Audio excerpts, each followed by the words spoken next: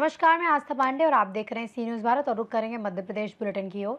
Madhya Pradesh bulletin में बात होगी कटनी की, जहां नगर निकाय चुनाव को लेकर कांग्रेस इस बार बदली हुई रणनीति के साथ नजर आ रही है।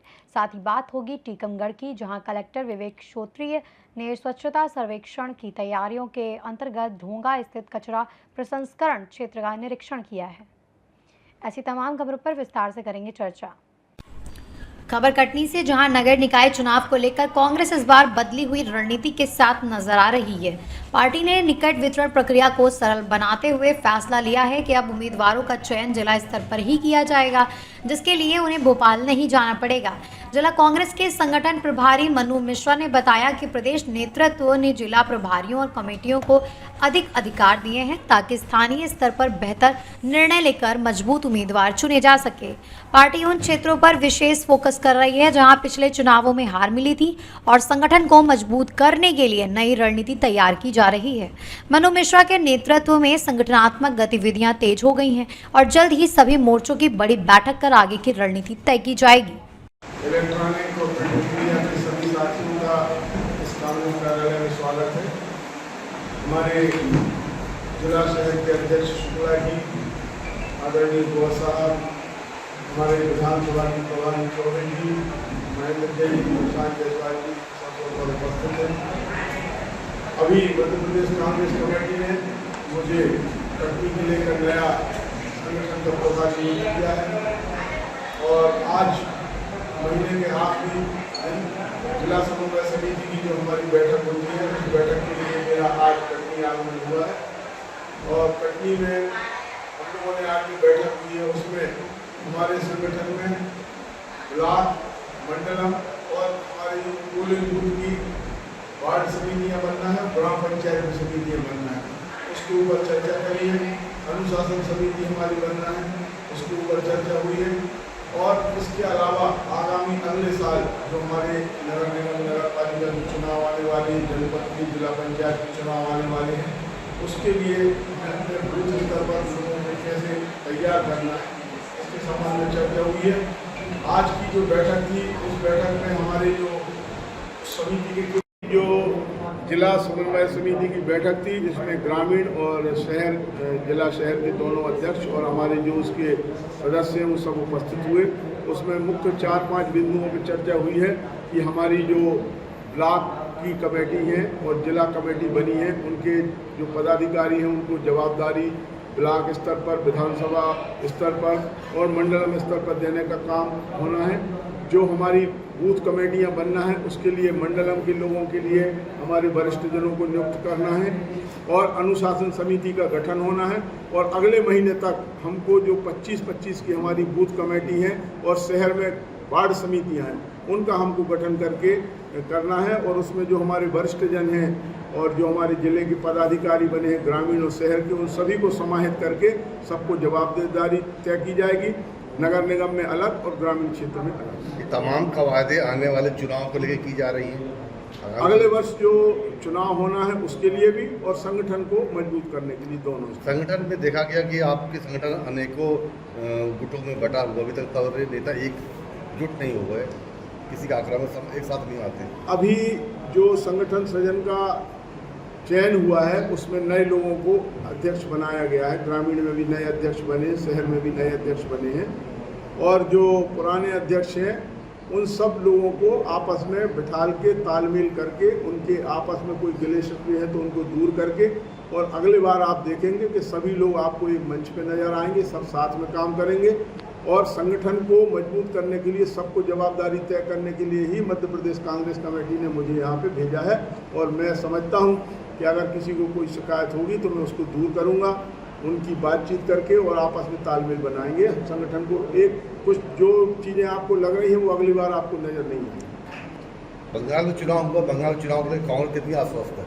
देखिए, बंगाल में हम लोग चुनाव लड़े हैं, परंतु वहाँ मुख्य मुकाबला टीएमसी और भारतीय जनता पार्टी के बीच में है। हम लोगों का चुनाव पार्टी के हित में जो हमारा मुख्य है कि केरल और असम में हम चुनाव लड़े हैं खुद, और पश्चिम बंगाल में मुझे जहाँ तक लगता है कि अभी जो हम लोग आपके मीडिया पे सर्वे देख रहे हैं उसमें 42% दे रहे हैं बीजेपी को और 40 पॉइंट कुछ दे रहे हैं टीएमसी को।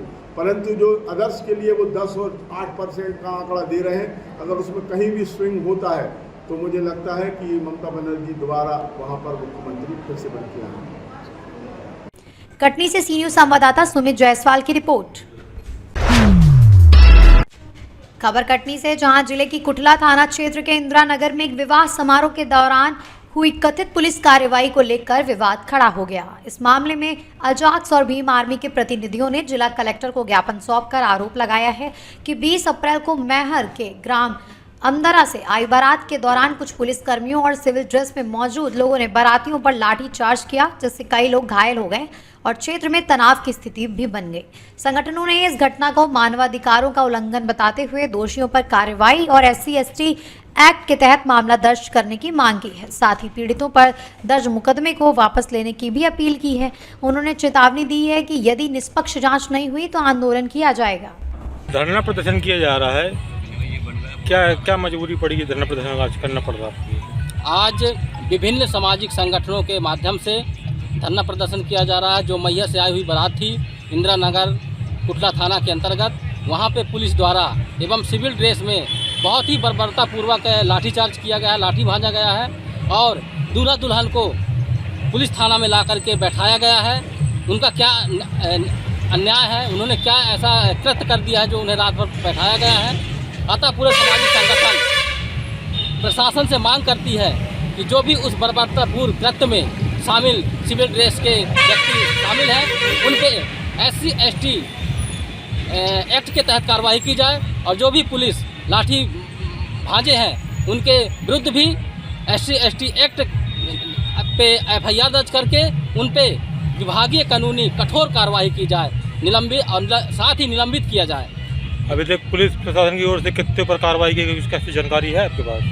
अभी कोई जानकारी नहीं है। जो भी सिविल ड्रेस में है उन्हें चिन्हित किया जाए, चिन्हित कर करके उनमें SC/ST एक्ट धारा लगा करके FIR दर्ज किया जाए और विभिन्न सामाजिक संगठन जैसे गोंडवाना सामाजिक उत्थान समिति, भीम आर्मी, जयास, GSU, पोल ट्राइब फाउंडेशन, OBC महासभा और ऐसे करके विभिन्न ST/SC OBC के जितने भी संगठन हैं सभी आज एक साथ आकर के और उस बर्बरतापूर्ण जो कृत्य किया गया है हमारे बहुजन समाज के जो बारात थी उसमें उन्होंने बर्बरतापूर्ण लाठी भांज करके निर्दोष लोगों को मारे हैं, जिनके हाथ पैर फ्रैक्चर हुए हैं और आज अस्पताल में भर्ती हैं। पूरा समाज चाहता है कि उनके साथ न्याय हो और दोषियों पे कठोर कार्रवाई की जाए। क्या नाम पड़ता अपना?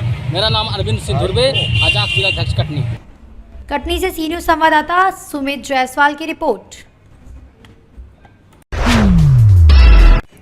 खबर पन्ना से, जहां जिले के पवई स्थित मध्य प्रदेश पूर्व क्षेत्र विद्युत वितरण कंपनी लिमिटेड के वितरण केंद्र में 30 अप्रैल 2026 को सीनियर लाइनमैन रामपाल बागड़ी के 36 वर्षों की सेवा पूर्ण होने पर भावुक विदाई समारोह आयोजित किया गया। इस अवसर पर उन्हें सम्मानपूर्वक सेवानिवृत्ति दी गई।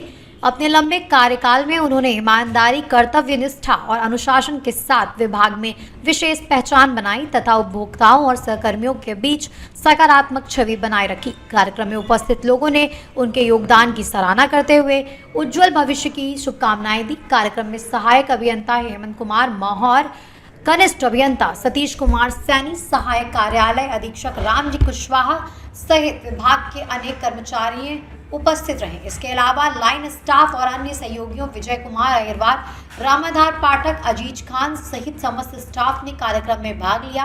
समारोह के दौरान वक्ताओं ने रामपाल बागड़ी के कार्यों की सराहना करते हुए उनके समर्पण और व्यवहार कुशलता को याद किया।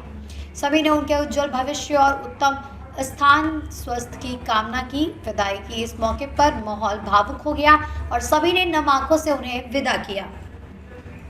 बागड़ी जी का विदाई समारोह हम लोग आयोजित कर रहे हैं। इनका कार्यकाल 36 वर्ष 3 महीने का था और इनका कार्य बहुत ही सराहनीय था, बहुत ही मृदुलभाषी और विभाग के प्रति ये बहुत कर्तव्यनिष्ठ और ईमानदार व्यक्ति थे। ये नारायणपुरा फीडर में काफी दिनों से इन्होंने काम किया है और क्षेत्र में इनके प्रति सकारात्मक सोच भी है और इनका मान सम्मान भी लोग करते हैं, क्योंकि इनके जो कार्यशैली रही है बहुत ही सराहनीय रही है। वो जहाँ भी क्षेत्र में गए हैं, पौई में हो या ये अमानगंज में रहे हो या सायनगर में रहे हो, ये अपने काम के प्रति जाने जाते थे।